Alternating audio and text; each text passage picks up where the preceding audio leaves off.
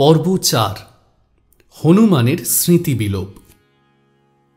হনুমান ছোটবেলায় খুব দুরন্ত ছিলেন।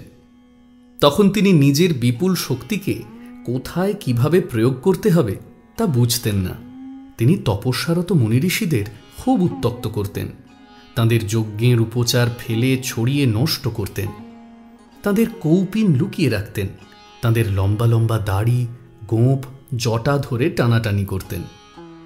হনুমানের দুরন্তপনার খবর পেয়ে পবনদেব ও রাজা কেশরী তাঁকে বকাবকি করতেন বটে, কিন্তু হনুমান কোনো কিছুই গ্রাহ্য করতেন না।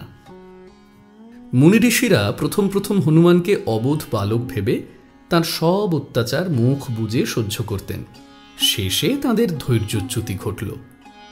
একদিন ভৃগু ও অঙ্গিরা বংশীয় ঋষিরা হনুমানকে অভিশাপ দিলেন, তুমি যে বলে বলিয়ান হয়ে আমাদের ওপর অত্যাচার করছো, সেই শক্তির কথা তুমি বহুকাল পর্যন্ত ভুলে থাকবে, কিন্তু যখন কেউ তোমার কীর্তি তোমাকে মনে করিয়ে দেবে, তখনই তুমি তোমার শক্তি তেজ আবার ফিরে পাবে। তাদের শাপ প্রভাবে হনুমানের শক্তি ও তেজ কমে গেল। তিনি শান্তশিষ্ট বালকের মতো সংসারে বিচরণ করতে লাগলেন।